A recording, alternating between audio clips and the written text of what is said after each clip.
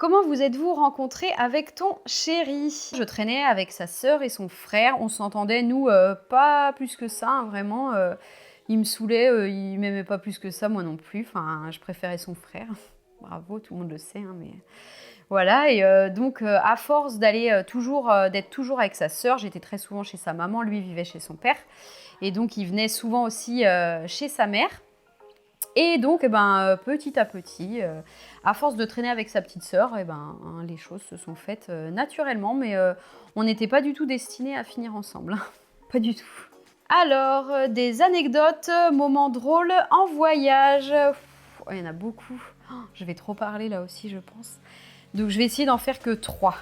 Donc, par exemple, en Sardaigne, on avait un appartement, on venait d'avoir les clés, on a mis les premières valises, les enfants étaient dans l'appartement. J'ai dit à ma fille, tu restes dans l'appartement, on va chercher les autres valises, donc téléphone, clés, tout était dans l'appartement. Et bien sûr, les enfants écoutent ce qu'on leur dit. Donc ma fille, on s'est retourné, elle était derrière nous à la voiture, donc on s'est dit, j'espère que la porte ne s'est pas fermée. La porte s'était fermée, donc pas de téléphone, rien du tout. C'est des portes, quand elles se ferment, on ne peut plus les rouvrir. Donc on ne pouvait plus atteindre l'appartement. On ne pouvait pas appeler la proprio sans téléphone. On ne sait pas du tout où elle habitait, enfin la catastrophe. Donc mon chéri a eu l'idée d'escalader les balcons. Il faisait ça pendant sa jeunesse, donc il gérait. Mais il a escaladé les balcons, il a été sur les terrasses des gens. Enfin, c'était n'importe quoi. Il a réussi, en passant comme ça, à rentrer par la baie et à ouvrir la porte de l'intérieur. Donc ça l'a fait, mais ça, c'était bien drôle. Sinon, à Zanzibar, ça c'était pas mal aussi. On était sur un bateau en plein milieu de la mer. Moi, à savoir que je nage très mal. Je sais pas trop nager en fait. Mais du coup, on a sauté, on a fait du snorkeling, très bien, c'était super. Mais il y a eu du courant, le bateau a été emmené au loin. Mon chéri, lui, a réussi à suivre le bateau, moi pas du tout. Je nageais, ça m'emmenait en arrière, c'était une catastrophe. Donc je suis restée un bon 15-20 minutes, je pense, allongée, à attendre, dans l'eau, à attendre qu'on vienne me secourir. J'ai failli mourir noyée, clairement. C'était génial. Aussi, allez, dernières petites anecdotes, en Albanie, on devait, pour atteindre une crique, il fallait qu'on saute donc d'un rocher pour aller sur cette fameuse crique. Je voulais faire une vidéo là-bas pour Instagram. Et donc j'avais le drone, la GoPro, l'appareil photo, les téléphones, ma tenue, tout était dans un sac qui va dans l'eau, mais un sac qui va à la surface de l'eau. Et ce qui fait que j'ai sauté et il y avait des oursins partout et j'ai flippé. J'ai pas, crise de panique, je sais pas ce qui m'est arrivé, pourtant j'ai pas peur, mais là j'ai eu peur. Et donc j'ai noyé le sac, tout le sac a fini dans l'eau. Et donc arrivé sur le bord de la plage, déjà c'est mon chéri qui a dû venir m'aider parce que j'étais coincée encore au milieu de l'eau, ça m'arrive souvent ça. Et du coup, drone, GoPro, tout, les vêtements, tout était trempé, on a tout mis à sécher sur la crique, c'était une catastrophe, mais heureusement rien n'est cassé, ça va. Et aussi, allez, petite dernière, mais vraiment petite dernière. En Albanie, pareil, on devait partir à 3h du matin donc pour prendre l'avion. On était dans un logement magnifique sur les hauteurs, dans un château, donc vraiment très en hauteur. Il y a eu tempête, orage, un truc de fou, une pluie énorme. Et notre logement a commencé à prendre l'eau. Donc il y a de l'eau qui commençait à tomber sur la tête de nos enfants, sur les affaires. Ça prenait l'eau d'un peu partout. Donc la panique, on s'est dit comment on va partir dans quelques heures, il devait être minuit, 1h, donc dans quelques heures on devait faire nos bagages et partir. Ça a été un départ hyper compliqué, heureusement l'eau a arrêté de tomber au bout d'un moment, donc on a pu descendre. Et puis après on a mis le GPS pour trouver l'aéroport, le GPS nous a amenés sur une genre d'entreprise abandonnée, hyper glauque, le truc horrible. Il restait plus beaucoup de temps avant de pouvoir prendre notre vol, c'était horrible. On a fini par trouver des policiers à hyper tôt le matin, coup de chance. Et ils nous ont parlé en albanais, on n'a rien compris. Donc on a essayé de retrouver la route par nous-mêmes et on a trouvé, on n'a pas raté le vol. Donc ça va, j'adore les anecdotes de voyage. Sur le coup, ça fait pas rire du tout, mais après c'est trop drôle. Ensuite, tu es toujours aussi positive. Alors oui, parce que je vois pas l'intérêt d'être négative. Bon, sauf si la santé est touchée, là, ça pourrait m'arriver d'être négative. Mais sinon, non, je veux être entourée que de personnes positives, je veux penser que positive, je suis vraiment de nature positive, je vois toujours, même dans les situations difficiles, j'arrive à piocher le petit truc positif qui fait que ça va aller, donc oui, je suis toujours positive comme ça. Que recommandes-tu pour débuter une alimentation saine avec Nutri? Toi, tu n'as pas regardé mes stories permanentes. Non, tu trouveras tous mes indispensables dans ma story permanente Nutri, idem Prozis, idem pour les programmes sportifs, pour tout, il y a toutes les infos dans mes stories permanentes. Et en IGTV, dans toutes mes vidéos aussi, vous pouvez retrouver vraiment énormément d'infos sur des questions que vous me posez souvent. Pourquoi as-tu pris la décision de te reprendre en main après Luca? Pourquoi pas avant? Parce que avant j'étais une grosse feignante, tout simplement.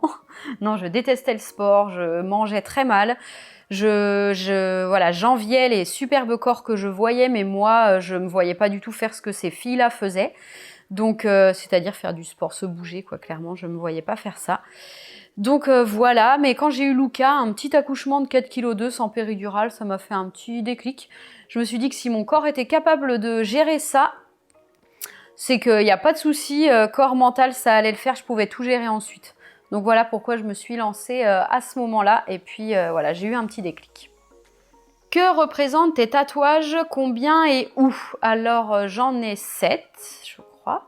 Donc, je sais pas si vous les verrez, mais donc là c'est ma fille, c'est une amie du lycée de la mode qui m'a dessiné ce tatouage-là. Donc voilà, ma fille dans un cadre. Là, c'est le prénom de ma fille, une petite fleur.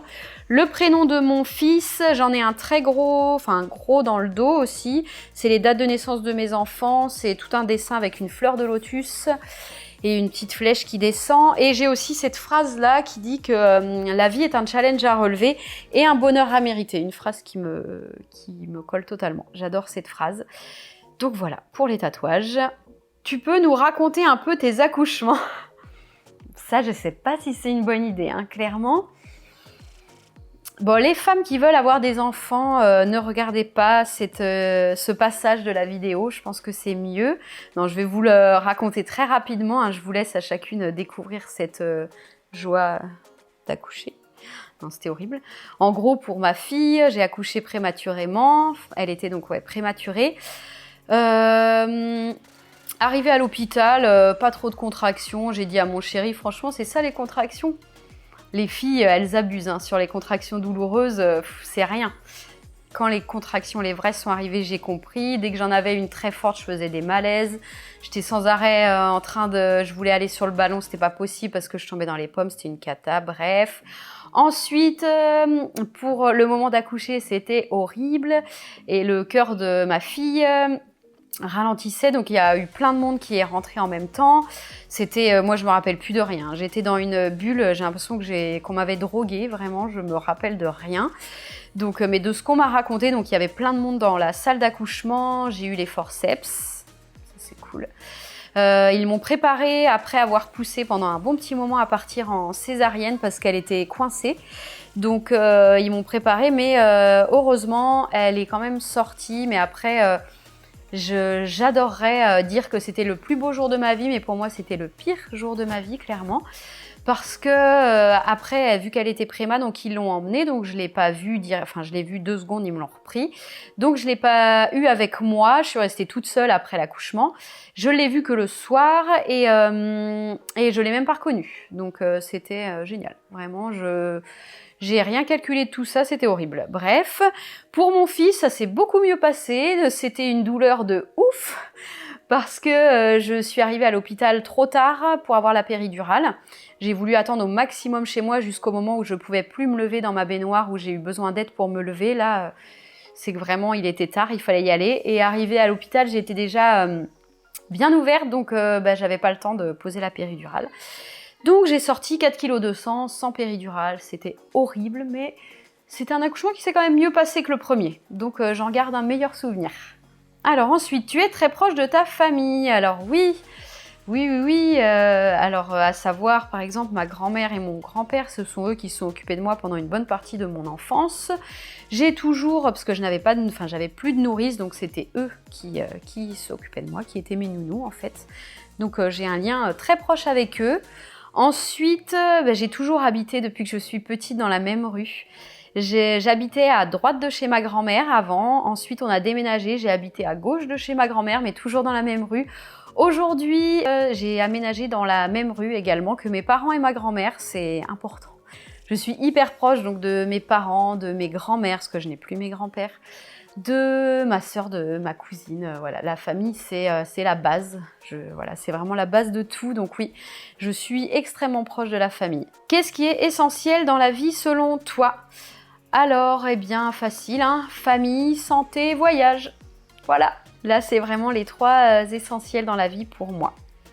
Et donc, voilà. C'était la dernière question. Eh bien, j'espère que ce type de vidéo vous a plu. Moi, j'ai trouvé ça très sympa et de découvrir les questions en même temps que du coup je filme, c'était pas mal du tout. Donc voilà, j'espère que cette vidéo vous a plu. N'hésitez pas à me dire en commentaire, à me poser de nouvelles questions si vous avez envie que je refasse ce type de vidéo. Et puis bah voilà, je vous souhaite à tous une très bonne journée et à bientôt pour une prochaine vidéo.